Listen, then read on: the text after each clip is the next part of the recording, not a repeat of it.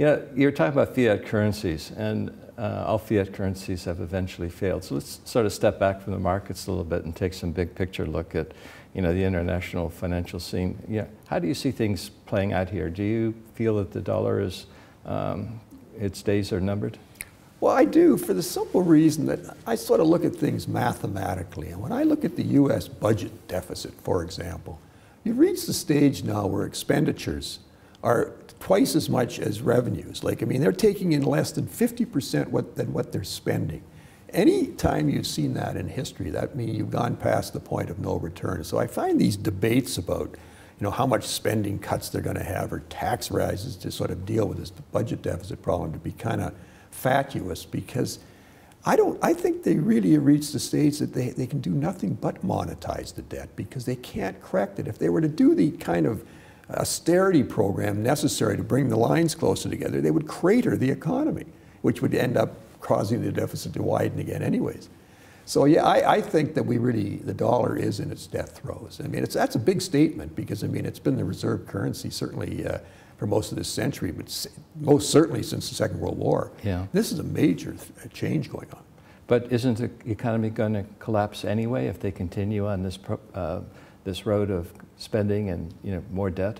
I couldn't agree more. I think the problem is that whether you want to take sort of a form of hyperinflation first before you clean the system out, or whether the politicians have the courage to sort of do what is necessary now in an austerity thing, if you have to have an opinion, my opinion is they do not have the courage to do that, and as a result we will endure some form of hyperinflation before we reach that state. In other words, it's only the crisis that will cause the politicians to do the right thing? Yes. And hopefully they will do the right thing and not the wrong thing when the crisis occurs. Well, I mean, at that point, there's really only one thing you can do. I mean, you have to sort of change the whole currency situation. I mean, even in Zimbabwe, they got away from, they quit printing trillions and trillions of dollars of their own currency. They went using foreign currencies as an alternative, and they seem to have addressed the problem.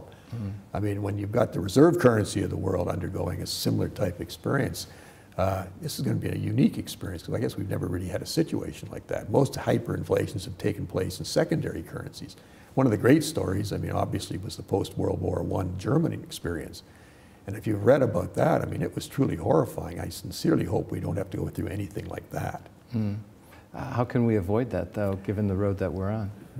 I mean, the head of the Reichsbank, Dr. Havenstein, basically says the same thing that Mr. Bernanke does, that he has to keep printing and because the economy has to keep going with more money.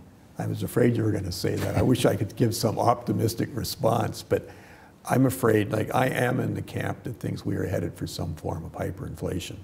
And that's why I've been so pro gold and silver for a long time, because this isn't something that snuck up on us. You could see it building. I mean, it started a long time ago. It's just like everything else. It starts slowly and then it starts to pick up speed.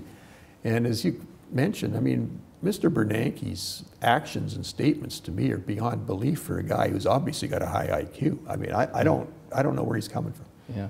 Do you think he really believes what he's saying, or he's saying to try to keep the system going and doesn't want to be, you know, the captain of the ship when when it sinks? I believe the latter. I think he's a very intelligent guy, and a very intelligent guy can see what's happening. So in some respect, it's like the politicians who don't want the ship to go down during their watch. They're trying to just keep it together until the next guy has to worry about the problem. I think that's almost the case through the whole U.S. government. I mean, some of Tim Geithner's comments as Secretary of the Treasury, I mean, are staggeringly ignorant unless you realize it's more being done for confidence than it is stating any sort of form of reality. The propaganda effect, what Bernanke talks about controlling inflationary expectations, thinking that that's going to stop inflation even while he's building up the money supply by creating new currency, by buying U.S. government debt on the other side of the equation. Oh, it's amazing. I mean, the fact that inflationary expectations are stable.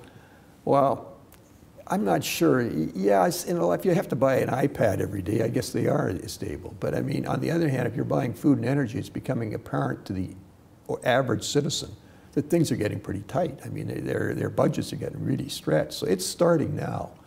And even more so in the third world, where food and energy are a higher percentage of one's income. And they're being more honest about it. I mean, the third world is admitting, I mean, that they have an inflation problem. The one place on earth that seems to deny it totally is North America, and particularly the United States. And this allows them to continue with zero-based interest rates, which are sort of part of the problem, really, than part of the solution.